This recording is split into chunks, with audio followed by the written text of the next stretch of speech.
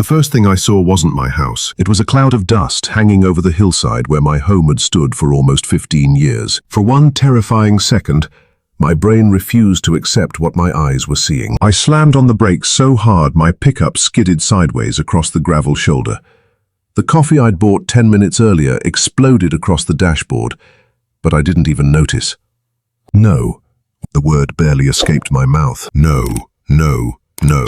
I climbed out before the truck had completely stopped rolling. My boots hit the pavement and I started running. Every step made the nightmare clearer. The wraparound porch where my father and I had watched thunderstorms every summer, gone. The stone chimney we built together over 3 weekends, gone. The maple tree my late wife had planted on our first anniversary, snapped in half, lying beneath a mountain of broken lumber. Everything. Every single thing. Gone. The only sounds were diesel engines idling and the metallic clank of heavy equipment cooling in the afternoon sun. A massive yellow bulldozer sat in the middle of what used to be my living room. Its blade was still covered in pieces of my hardwood flooring. I stopped running. My legs simply gave out. I dropped to my knees in the dirt, unable to breathe. A man wearing an orange safety vest glanced at me, then looked away like he didn't want to make eye contact. Another worker quietly removed his hard hat. Neither one said a word. I finally forced myself to stand. What happened? No one answered. I shouted louder. What happened to my house? The foreman hesitated before walking toward me. His face had that uncomfortable expression people wear when they know something horrible has happened, but wish someone else had to explain it. Sir, he swallowed hard. We were told this structure was condemned. I stared at him. What? The demolition order came through the property management office. I don't have a property management office, he frowned. The HOA. I actually laughed. It wasn't amusement, it was disbelief. My property isn't part of any HOA. The foreman blinked. That's not what we were told. Before I could answer, 3 luxury SUVs rolled slowly up the driveway. Black, spotless, brand new. The middle vehicle stopped first. The driver's door opened. A woman stepped out, wearing a perfectly pressed cream-colored blazer and oversized sunglasses, despite the cloudy sky. She didn't look upset. She didn't look surprised. She looked satisfied, like someone admiring a completed landscaping project. I recognized her immediately. Patricia Holloway, president of the neighboring HOA. She wasn't even supposed to have authority over my property. She smiled. A slow, confident, smug smile. Mr. Carter, she called, folding her arms. You're back earlier than expected. Earlier than expected. Those 4 words slammed into me harder than the sight of the bulldozers. She knew I was gone. She'd planned this. I walked toward her until we were only a few feet apart. What did you do? She didn't flinch. You ignored multiple compliance notices. I never received a single notice. Our records disagree. You don't have records because you don't have jurisdiction over my land. She tilted her head as though speaking to a stubborn child. According to the revised subdivision map, your parcel was incorporated into Silver Ridge Estates 6 months ago. My heart pounded. That's impossible. It has already been recorded. No, it hasn't. She reached into a leather portfolio and calmly handed me several neatly organized papers. There you go.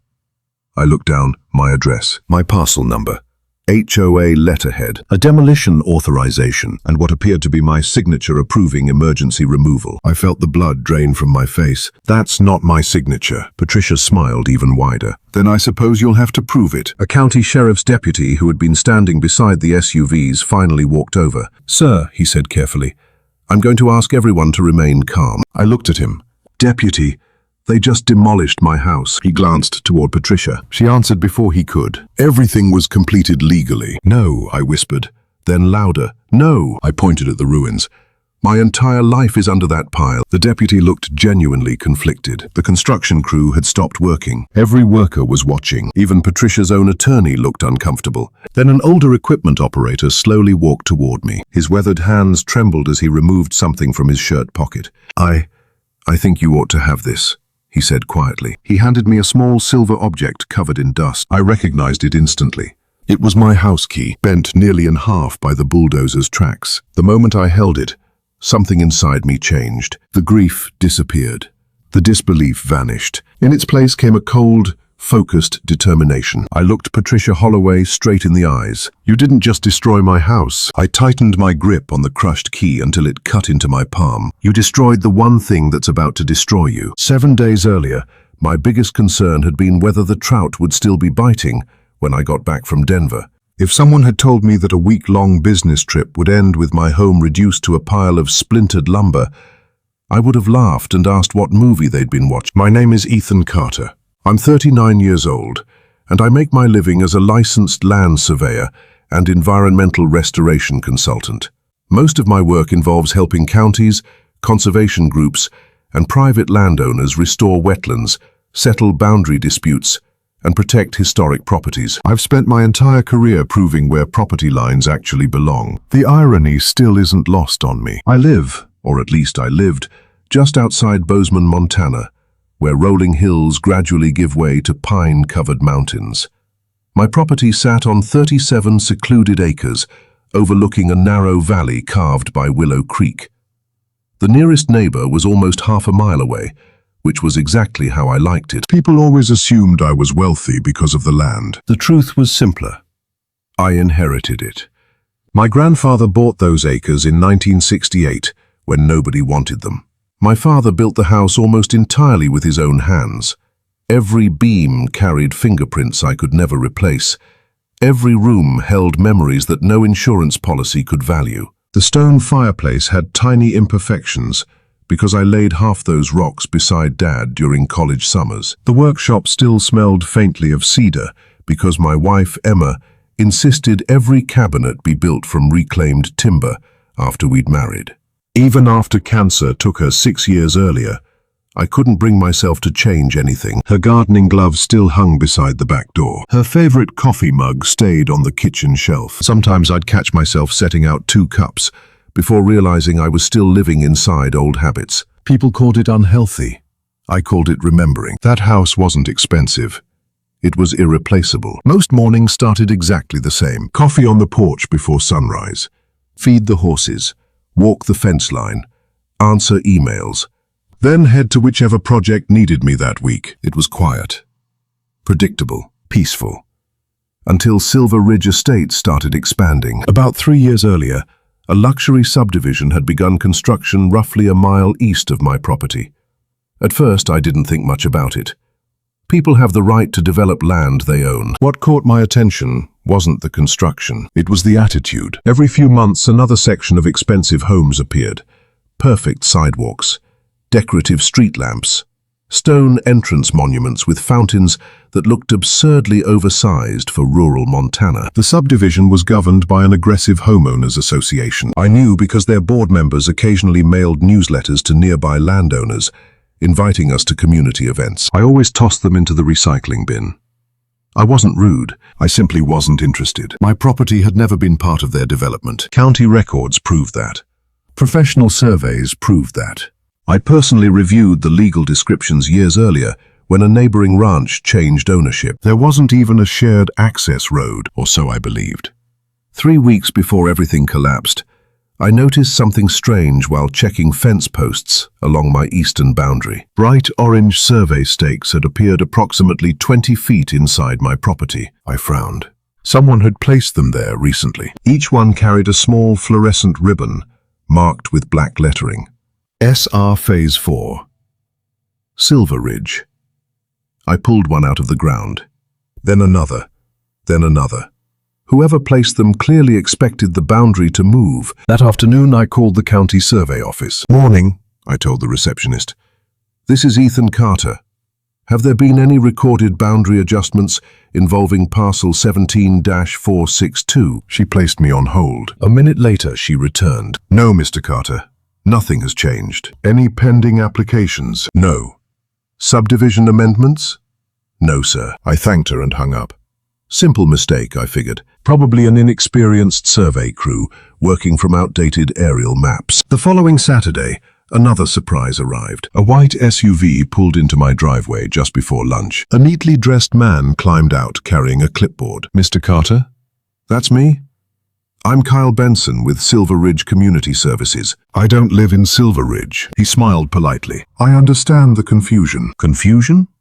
He handed me a thick envelope. Our board wanted to remind you that exterior maintenance violations must be corrected within 30 days. I looked at him. I'm sorry. What? He pointed toward my barn. The paint color doesn't comply with neighborhood architectural standards. I actually laughed. You drove all the way out here to tell me what color my barn should be. His smile faded. I don't make the rules. You also don't have authority here. He hesitated. Our records indicate otherwise. They're wrong.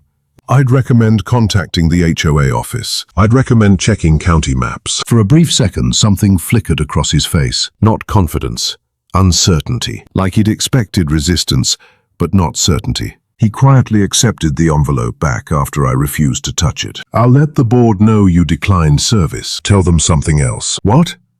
They're trespassing. He nodded once before driving away. Standing in the driveway, I watched the SUV disappear through the trees. Something about the entire interaction bothered me. Not because I feared the HOA, because they seemed genuinely convinced they had authority over land they didn't own. That night, I unlocked the filing cabinet in my office and spread decades of surveys across my dining table. Every legal description matched. Every deed matched. Every county seal was authentic. Everything said exactly what I'd always known. My property stood completely outside Silver Ridge Estates, yet someone was acting as though reality had quietly changed. I remember staring out the kitchen window toward the distant subdivision lights glowing across the valley. For the first time in years, my home no longer felt isolated. It felt watched. And 3 days later, just before I packed for my trip to Denver, I found a plain white envelope taped to my front door, with no stamp, no return address,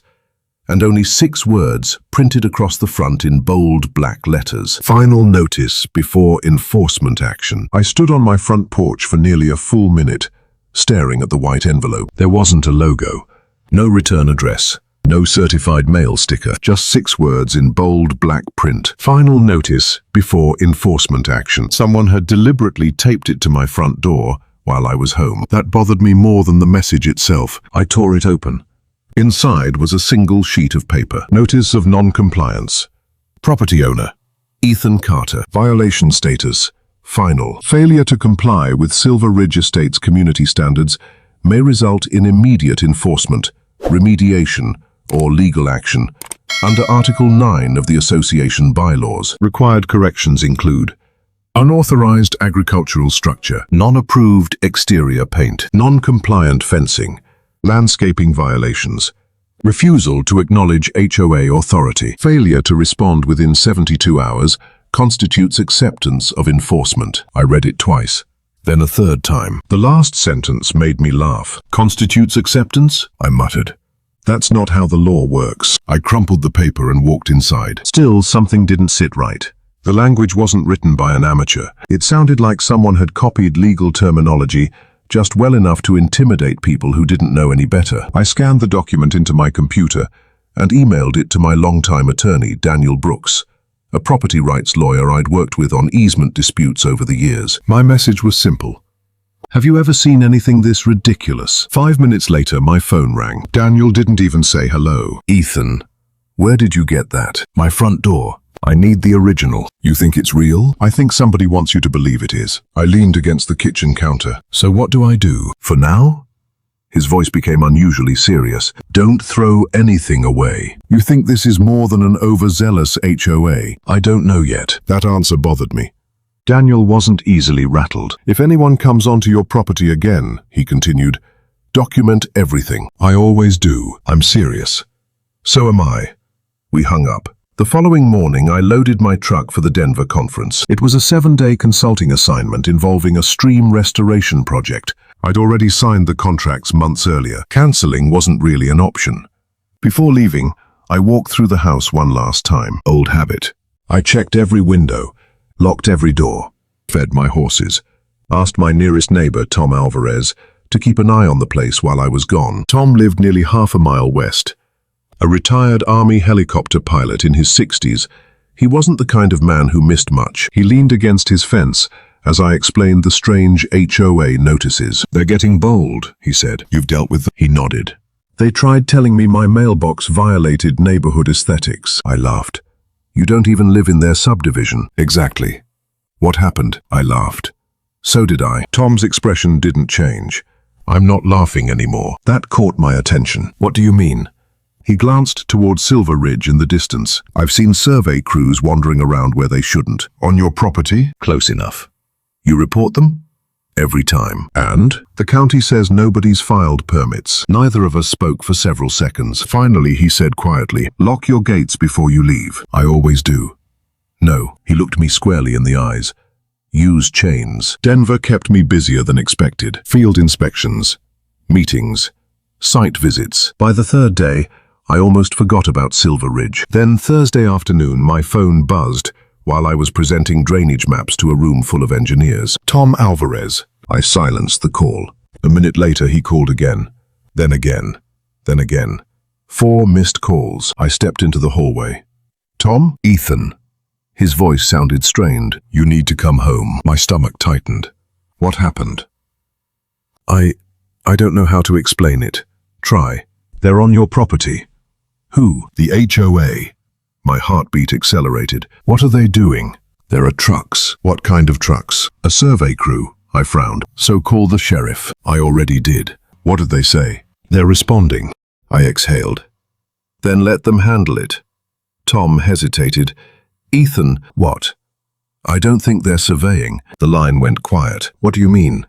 I think, he swallowed, I think they're measuring your house. Every muscle in my body went rigid. Measuring it? They've got drones. What? And construction stakes. I could hear wind roaring through his phone. They're putting markers all around your foundation. I grabbed my laptop bag. I'm leaving now. It's 8 hours away. I know. Before he could answer, another voice shouted through Tom's phone, someone yelling, doors slamming. Then a woman, sharp, confident, cold. Even through the bad connection, I recognized it immediately. Patricia Holloway. Proceed exactly as approved. Approved? Approved by whom? Tom! I'm here. What did she just say? I don't know. Then another sound. A diesel engine starting. Heavy. Powerful. The unmistakable growl of construction equipment. Tom whispered. Ethan.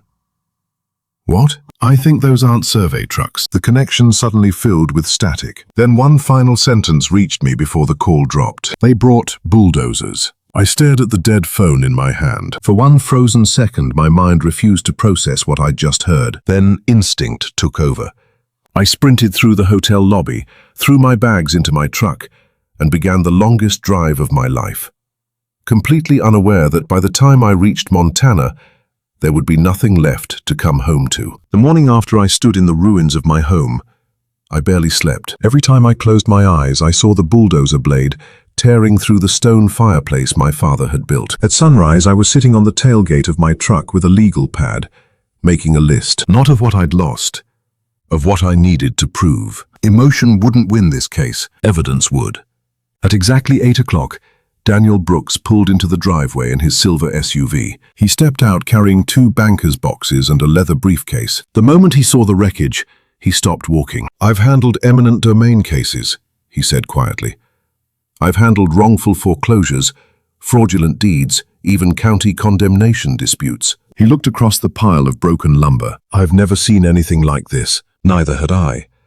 Daniel walked through the debris without saying another word. He crouched beside the cracked foundation, picked up a broken electrical outlet, then looked toward the bulldozer tracks. They didn't just remove a structure, he muttered. They erased evidence. I frowned. What do you mean? If someone intended to inspect your home later, this demolition made that impossible. He stood. Which means whoever authorized this wasn't expecting anyone to question it. That sentence stayed with me. Because if Patricia Holloway believed no one would question it, she must have believed she was protected. Within an hour, Daniel had assembled a small team, a forensic document examiner, a licensed title researcher, and an independent surveyor named Grace Mitchell, a woman in her early 40s whose reputation in Montana bordered on legendary. Grace climbed out of her truck, carrying decades-old plat maps rolled inside a weatherproof tube. She shook my hand firmly. Ethan Carter. That's me. I've heard your name. I hope that's a good thing. She smiled faintly. You've corrected enough bad surveys to make a few developers nervous. Apparently, her expression disappeared as she looked at the destruction. They shouldn't have touched this property. You can tell already. I can tell before I even open my maps. Grace spent nearly 3 hours walking every corner of my land with high-precision GPS equipment. She drove iron pins into the original monument locations, measured bearings, checked county coordinates, compared elevation markers. By lunchtime, she returned holding a printed map. "There isn't even a close call," she said. She spread the documents across the hood of Daniel's SUV. "The eastern subdivision boundary ends exactly 386 feet from your property line." Daniel looked up. "So there was never any overlap?" Grace shook her head. "None. Not even after Phase 4. No." "What about amended plats?" "I checked before driving here." She tapped the map. "Silver Ridge Estates has never legally included Ethan's land." I felt a wave of relief, not because I had doubted it, because now someone else could prove it. Daniel smiled for the first time all day. "Good." Grace didn't smile back. "I'm not finished." She reached into another folder. "I stopped by the county clerk's office this morning, and I requested every document filed against parcel 17-462 during the past year." Daniel crossed his arms. "What did you find?" Grace hesitated. "One document." She handed him a certified copy. His face hardened instantly. "What is it?" He slowly turned the paper toward me. Across the top, in bold letters, it read, "Notice of Property Annexation. Effective date, 6 months earlier. Applicant, Silver Ridge Estates Homeowners Association." I stared at the page. "This can't be real." "It is real," Grace answered. "But that's impossible. It was recorded." Daniel looked confused. "How does an HOA annex private property without the owner's consent?" Grace answered with one word: "They don't." Silence settled over the group. I finally asked, "So how was this recorded?" Grace pointed toward the signature page. There. At the bottom was a notarized acknowledgement. Owner signature. Ethan Carter. Again. The same signature Patricia had shown me yesterday. The same signature I had never written. Daniel immediately called the forensic examiner over. The older man adjusted his glasses and compared the document with several contracts I'd signed over the years. He didn't even need 10 minutes. "This signature is mechanically reproduced." "What does that mean?" I asked. "It isn't handwritten." Daniel leaned forward. "It's fake?" The examiner nodded.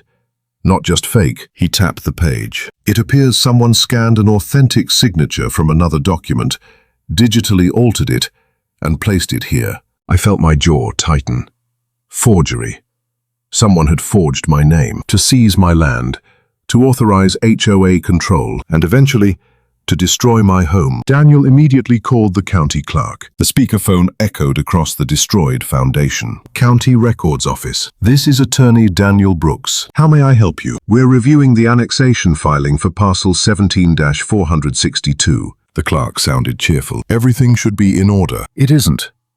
"What seems to be the issue?" "The owner's signature is forged." Silence. Then, "That's not possible." Daniel's voice remained calm. "Who submitted the filing?" More keyboard clicks. "I have a courier receipt." "From whom?" Another pause. Finally, the clerk answered. "It wasn't delivered by the HOA." Every person standing around the hood of the SUV looked up. Daniel spoke carefully. "Then who delivered it?" The clerk read directly from the scanned receipt. "It was hand-delivered by someone identifying himself as..." She stopped. "Ma'am?"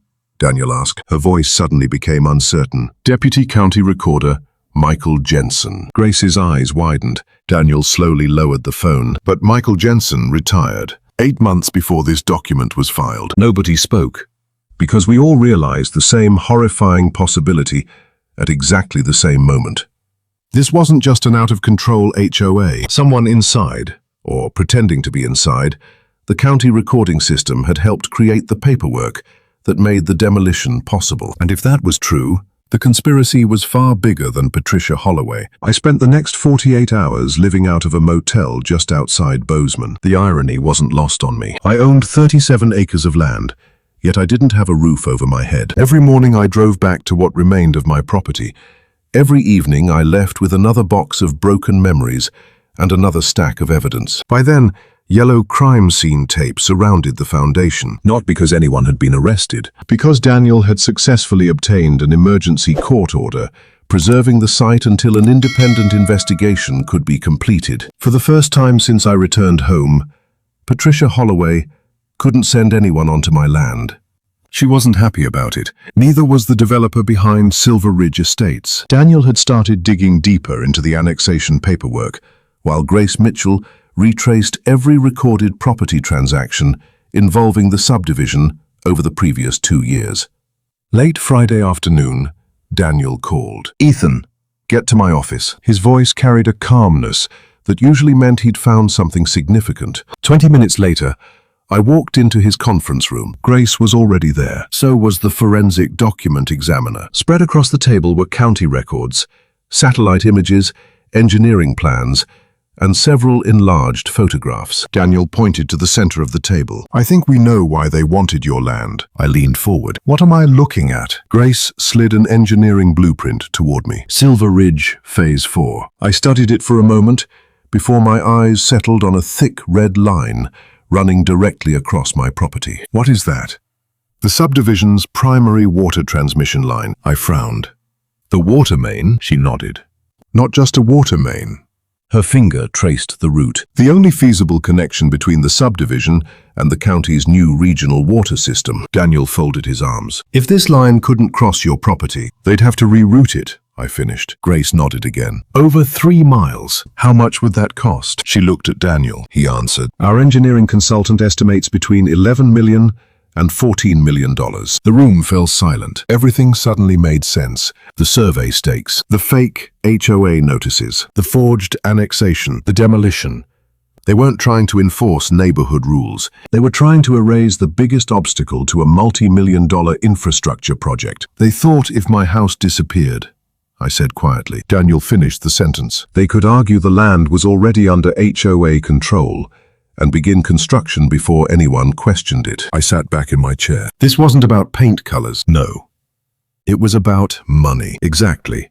Grace reached into another folder. "And then we found this." She handed me a printed email obtained through a subpoena issued to the county's planning department. The sender wasn't Patricia. It was David Mercer, the president of Mercer Land Development, the company building Silver Ridge Estates. The email had been sent 3 months before my house was demolished. One sentence had been highlighted. "If Carter refuses to cooperate, the HOA will handle the compliance issue before utility installation begins." I looked up.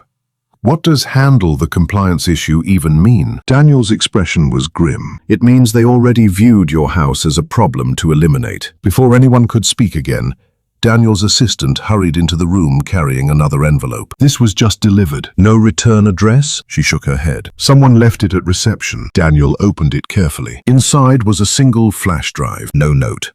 No name. Nothing else.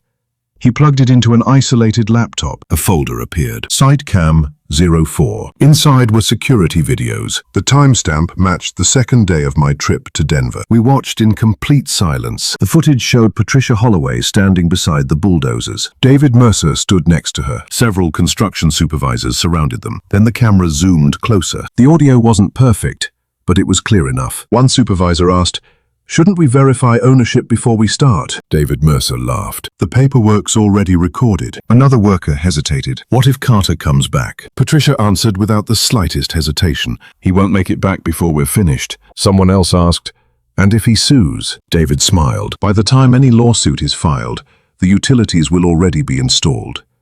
Judges don't tear out infrastructure." The room around me became completely still. Grace whispered, "They planned every step." Daniel paused the video. "No."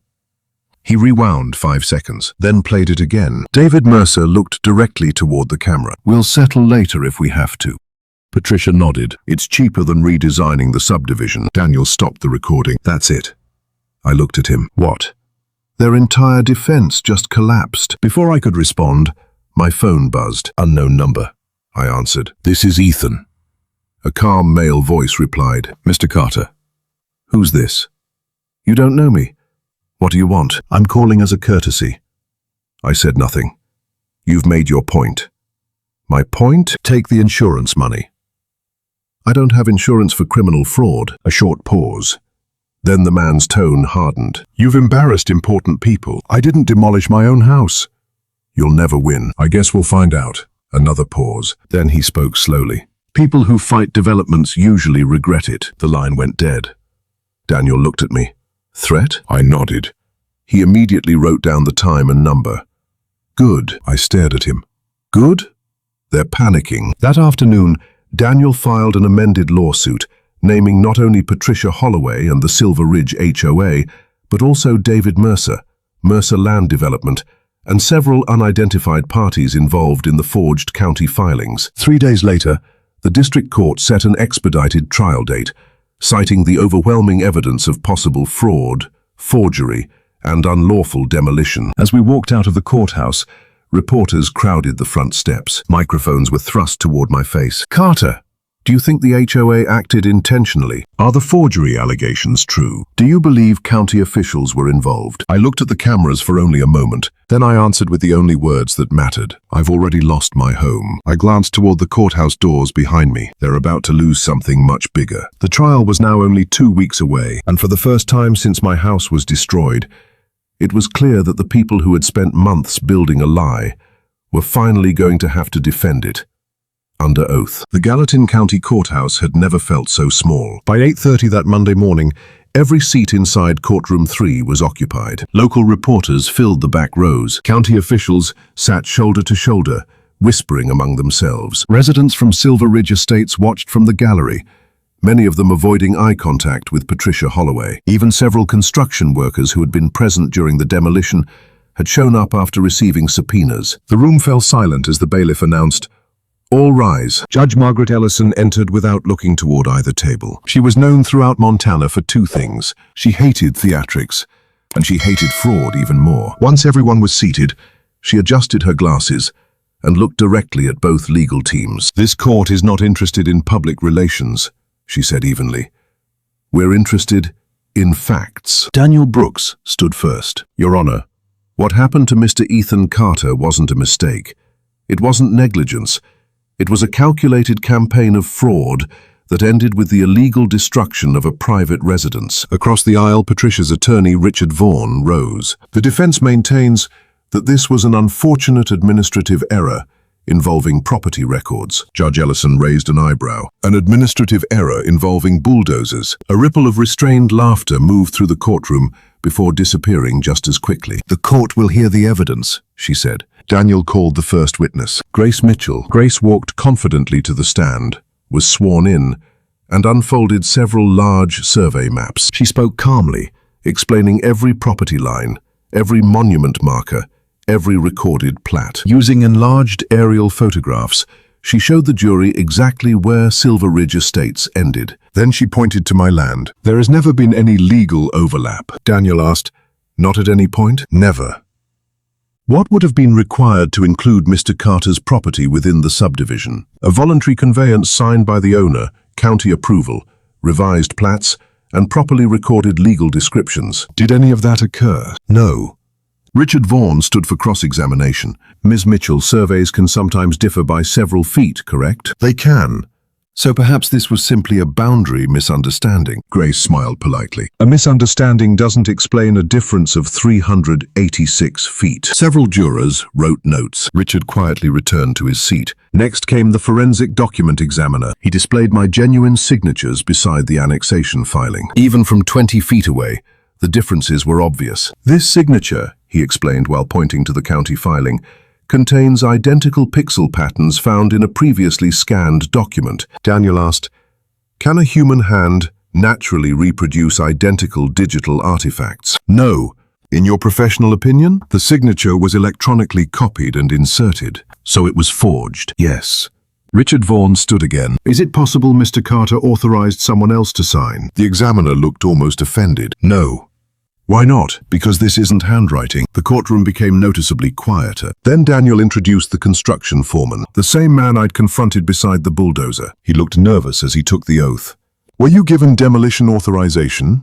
Daniel asked. "Yes." "Who provided it?" "The HOA." "Specifically?" He glanced toward Patricia. "Mrs. Holloway." Daniel placed the demolition packet on the evidence screen. "Did you question the paperwork?" "I did." "What happened?" The foreman swallowed. "I told Mrs. Holloway something didn't feel right." "What did she say?" He hesitated. Daniel spoke gently. "You're under oath." The foreman nodded. "She told me." He looked directly at Patricia. "Once the house is gone, Nobody can put it back. The gallery erupted into whispers. Judge Ellison struck her gavel. Order. Daniel's next witness changed everything. Tom Alvarez. Tom walked slowly to the stand, wearing the same denim jacket he'd had on the day he called me from my property. Daniel asked, "Mr. Alvarez, did you observe the demolition?" "I did." "Did you see anyone directing it?" "Yes." "Who?" He pointed without hesitation. "Patricia Holloway." Daniel nodded. "Did you hear any conversation?" "I heard one construction supervisor ask if they should wait." "What was the response?" Tom's jaw tightened. Mrs. Holloway said, "Proceed exactly as approved." Richard Vaughan objected. "Hearsay." Daniel immediately responded, "Not hearsay, Your Honor. It's an admission by a party opponent." Judge Ellison nodded. "Overruled." Then Daniel walked toward the evidence monitor. "Your Honor, the plaintiff offers Exhibit 42. The courtroom lights dimmed. The anonymous security footage began playing, every eye fixed on the screen. Patricia appeared beside the bulldozers. David Mercer stood next to her. The audio echoed through the silent courtroom. "He won't make it back before we're finished." Another voice. "And if he sues?" David Mercer answered, "By the time any lawsuit is filed, the utilities will already be installed." No one moved. Then came the sentence that seemed to drain every bit of confidence from the defense table. "It's cheaper than redesigning the subdivision." The video ended. Silence. Judge Ellison slowly removed her glasses. She looked first at Patricia, then at David Mercer, finally at their attorneys, counsel. Her voice was calm. "Would either defendant care to explain why this court just watched what appears to be the premeditated destruction of a citizen's home?" Neither Patricia nor David answered. Richard Vaughan stood instead. "Your Honor, we'd like a brief recess." Judge Ellison studied him for several long seconds. Then she looked down at the thick stack of evidence on her bench. When she spoke again, her words sent a visible wave of panic through the defense. "I'll allow a 15-minute recess." She paused. "But when we return," her eyes settled on Patricia Holloway. "This court expects an explanation." Patricia's confident smile, the one she'd worn while handing me forged papers beside the ruins of my home, was gone. For the first time since this nightmare began, she looked afraid, and I had a feeling the worst evidence still hadn't been revealed. When court resumed 15 minutes later, the atmosphere had changed completely. The confidence that Patricia Holloway and David Mercer had carried into the courtroom that morning was gone. Patricia sat rigidly in her chair, her hands clasped so tightly her knuckles had turned white. David Mercer kept whispering to Richard Vaughan, but his attorney wasn't responding anymore. He was staring at the stack of exhibits as if hoping one of them might suddenly disappear. Judge Margaret Ellison took her seat. "Before we continue," she said, "the court has received notice that the defendants wish to withdraw several statements made in their pleadings." Richard Vaughan stood slowly. "Yes, Your Honor." "Specifically?" "The defense withdraws its assertion that Mr. Carter voluntarily joined the Homeowners Association." Judge Ellison nodded once. "And the annexation documents?" Richard lowered his eyes. "The defense is no longer relying upon those documents." Daniel didn't react. He simply waited. Judge Ellison leaned forward. "Mr. Vaughan, forged documents are not simply withdrawn. They become evidence." A heavy silence settled over the courtroom. Daniel rose. "Your Honor, the plaintiff calls one final witness." The courtroom doors opened. A man in his late 50s walked inside, wearing a county identification badge. I recognized him immediately from photographs. Michael Jensen, the retired deputy county recorder whose name had appeared on the mysterious delivery receipt. He took the oath and sat down. Daniel approached carefully. "Mr. Jensen, were you employed by Gallatin County?" "I was." "When did you retire?" 8 months before the annexation filing. "Were you involved in filing any documents concerning Ethan Carter's property after your retirement?" "No." Daniel handed him the courier receipt. "Is that your signature?" Michael adjusted his glasses. "No." "Is that your employee identification number?" "No." "Did you authorize anyone to use your name?" "Absolutely not." Daniel paused. "Then how do you explain this receipt?" Michael took a deep breath. "I can't." Daniel nodded toward the judge. "Your Honor, we'd like to admit the county's internal investigation report." Richard Vaughan didn't object. He couldn't. The report confirmed that someone had created a counterfeit county identification badge using Michael Jensen's retired credentials. The fraudulent annexation had never been processed through normal county procedures. It had been slipped into the recording system using falsified paperwork and forged authentication. Judge Ellison closed the report. She looked directly at Patricia. "Mrs. Holloway." Patricia stood. "Did you know these documents were fraudulent?" "No, Your Honor." Judge Ellison turned toward David Mercer. "Mr. Mercer." "It was handled by consultants." Daniel stepped forward. "Your Honor." He pressed a button on the courtroom monitor. An email appeared. The sender, Patricia Holloway. The recipient, David Mercer. The subject line, County Filing Complete. The final sentence was highlighted. "Now nothing can stop Phase 4. Patricia's face lost every trace of color. Richard Vaughan slowly closed his legal pad. He didn't ask another question. Judge Ellison remained silent for nearly 30 seconds. Then she folded her hands. "This court has heard enough." Every person in the courtroom stopped moving. "The evidence establishes, by overwhelming proof, that the defendants knowingly relied upon forged property records, falsely asserted jurisdiction over land they did not own, authorized the demolition of a lawful residence, and attempted to profit from that destruction." She looked directly at Patricia Holloway. "This was not negligence." Then at David Mercer. "It was fraud." Finally, she looked at me. "Mr. Carter," her voice softened, "the court cannot restore the memories you lost." I felt my throat tighten. "But it can restore your legal rights." She picked up the written judgment. "The court hereby declares the annexation documents void ab initio. Every forged filing gone. The plaintiff shall immediately regain exclusive title, free of any claim by Silver Ridge Estates Homeowners Association." Patricia lowered her head. Judge Ellison continued. "The defendants are jointly and severally liable for all damages resulting from their unlawful conduct." She turned one final page. "The court awards Ethan Carter $10 million in compensatory and punitive damages." The gallery erupted. Reporters rushed toward the courtroom doors. Judge Ellison struck her gavel. "Order." When the room quieted again, she wasn't finished. "Because the evidence demonstrates deliberate and malicious destruction of a private residence, this court also enters mandatory equitable relief." Even Daniel looked surprised. Judge Ellison read slowly. "Within 12 months, the defendants shall fund the reconstruction of Mr. Carter's residence on its original foundation, using architectural plans substantially identical to the home that was destroyed, subject to the plaintiff's approval." I stared at her. Had I heard that correctly? She continued.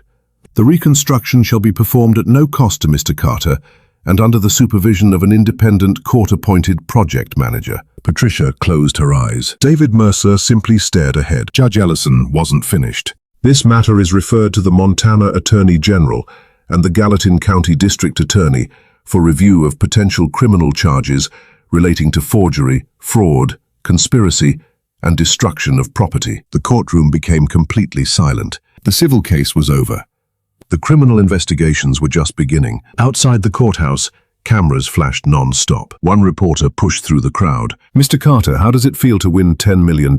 I looked back at the courthouse before answering. "I didn't come here to get rich." The microphones moved closer. "I came here because someone believed they could erase a man's home with a bulldozer and a forged signature." I held up the bent silver house key I had carried every day since the demolition. "They destroyed wood, stone, and glass." I closed my hand around the key. "They never understood that a home isn't just a building." Across the street, I saw dozens of Silver Ridge homeowners watching quietly. Several shook my hand. One elderly couple apologized for supporting Patricia without ever asking questions. A construction worker who had testified against the HOA walked over. "I'm sorry," he said. "We should have stopped." "You told the truth," I replied. "That matters." Months later, Patricia Holloway resigned from the HOA board in disgrace. David Mercer lost financing for Phase 4 after lenders withdrew their support. Silver Ridge Estates elected an entirely new board, repealed many of its aggressive enforcement policies, and publicly acknowledged that the previous leadership had abused its authority. As for me, I stood on the same foundation where my father and I had once laid the first stones decades earlier. The debris was gone. The rebuilding had begun. For the first time since I came home to nothing but dust, I could finally picture a future there again. A year later, I stood on the front porch of my rebuilt home, just as the sun rose over the Montana hills. The new house looked almost identical to the one my father had built decades earlier. The stone fireplace had been recreated from photographs. The wraparound porch overlooked the same valley, and a young maple tree now stood where my wife's original tree once grew. Some things could never truly be replaced, but this home represented something stronger than lumber and stone. It represented justice. The $10 million judgment gave me the freedom to preserve the rest of my property forever. I placed most of the land into a conservation easement, so no developer could ever threaten it again. I also established a legal assistance fund to help homeowners facing fraudulent property disputes, because I knew firsthand how overwhelming it felt to stand alone against powerful people with money and influence. Looking back, I learned one lesson I'll never forget. Never assume someone in a position of authority is automatically right. Verify the facts, keep your records, stand your ground, and when the truth is on your side, don't let intimidation convince you to surrender. Sometimes the hardest fight you'll ever face is the one that protects everything you've worked for. Thank you so much for staying with me through this incredible journey. If this story kept you on the edge of your seat, I'd love to hear from you. Have you ever dealt with an HOA, difficult neighbor, or property dispute that went too far? Share your experience in the comments below. I read as many as I can. If you enjoyed this story, please like, subscribe, and turn on notifications so you never miss another gripping HOA drama. Your support helps this channel continue bringing these stories to life. Until next time, remember, the truth may take time to win, but when it does, it stands stronger than anything built on lies.